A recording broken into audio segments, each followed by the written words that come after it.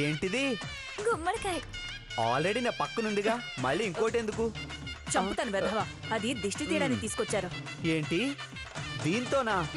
దీని సైజ్ చూడవే, పిరమిడ్ ని ప్యాక్ చేసి చుట్టుకొచ్చినట్టుంది.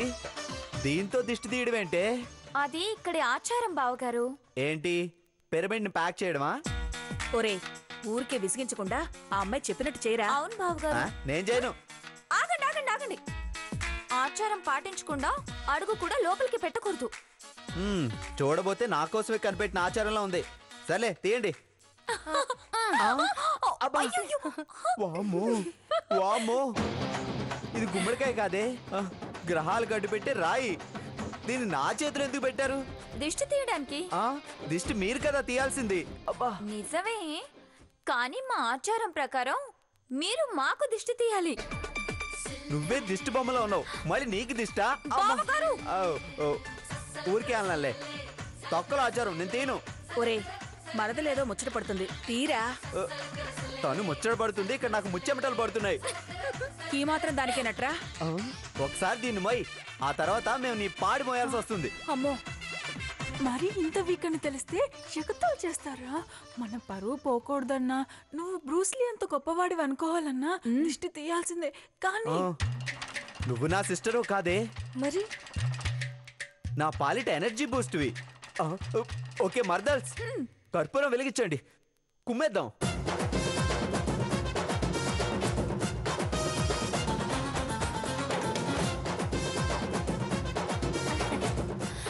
దిష్టి తీయడం అంటే ఊరికే తిప్పడం కాదు, ఇరుగు దిష్టి పొరుగు దిష్టి అంటూనే కదా తిప్పాలి. అదొకటి ఉందా?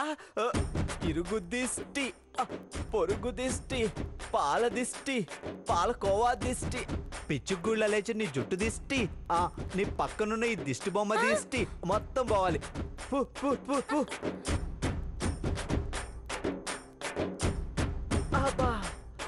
దిష్టి బాగానే తీశారు గాని గుమ్మడికాయ మాత్రం పగలలేదు బావగారు. అంటే దిష్టి పోలేదన్నమాట. వసంత, వెళ్ళి ఇంకో గుమ్మడికాయ తీసుకున్నా.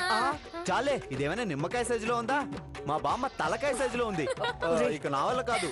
అయితే లోపలికి వెళ్ళలేరు మరి. 1 minute.